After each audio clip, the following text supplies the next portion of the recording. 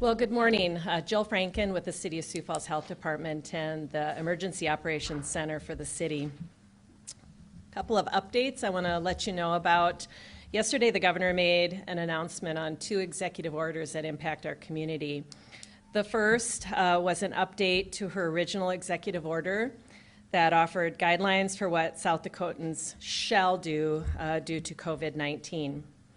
She also issued an executive order specific to Minnehaha and Lincoln counties, directing people over the age of 65 and those with certain serious underlying health conditions to stay at home, except to work, except for those who work in critical infrastructure sector jobs or to conduct essential errands.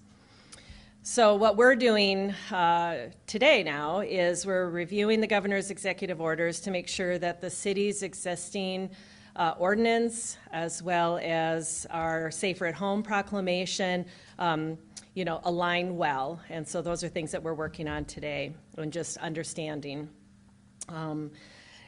Want to let you know, too, that existing city ordinance is still coming forward for second reading tonight. It's a city council meeting at 7 p.m., which will extend that current ordinance as it is for an additional time period through or until April 22nd.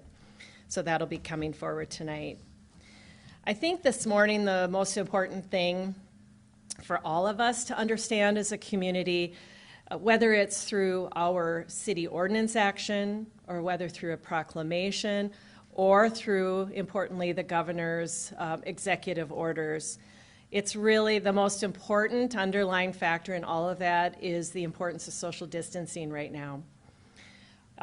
All of us need to stay safer at home as much as possible by limiting unnecessary trips outside our homes, other than to take walks, maybe get on your bike, or other forms of exercise that you can do while being socially distanced from other people.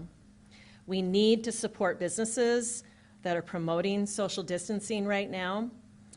And very importantly, people over the age of 65 or anyone with serious underlying medical conditions must stay at home right now.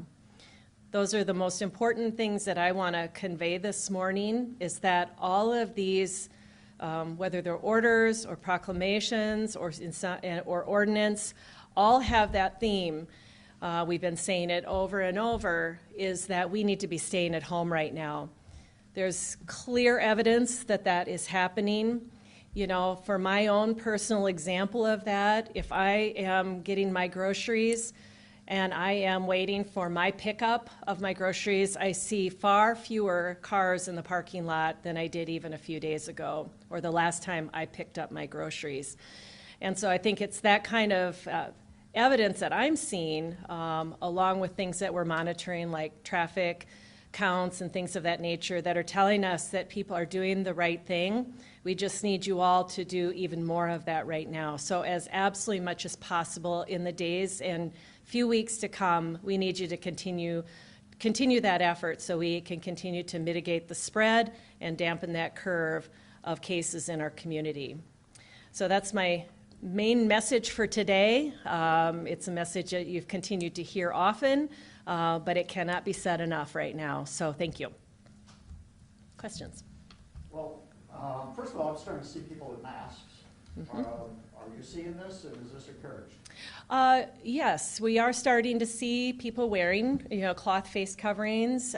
Certainly, masks are being worn moment by moment in our healthcare with our healthcare folks, and whether they're surgical masks or other kinds of masks, yes. But for the general public, those cloth coverings, face coverings, whether it's something you make or you're taking a scarf and covering your face, those are things that the CDC has put some guidance out on and are being recommended. And we actually included that in our proclamation, the mayor's proclamation.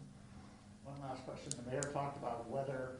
The nicer the weather, the more people are outside. But are you concerned about golf? What do you want golfers to know? Sure. Foursomes, bad idea, or you want people in twosomes, or what? Sure. The question is really around, these various outdoor activities, and golf being one in particular.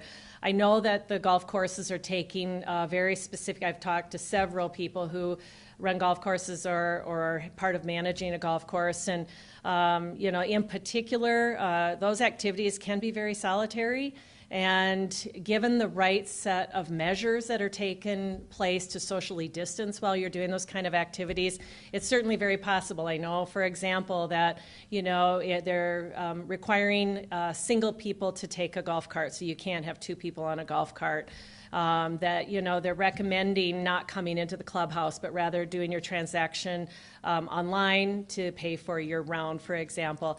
Those are the kinds of things that we would hope to see so that people can still engage in an activity and be outside.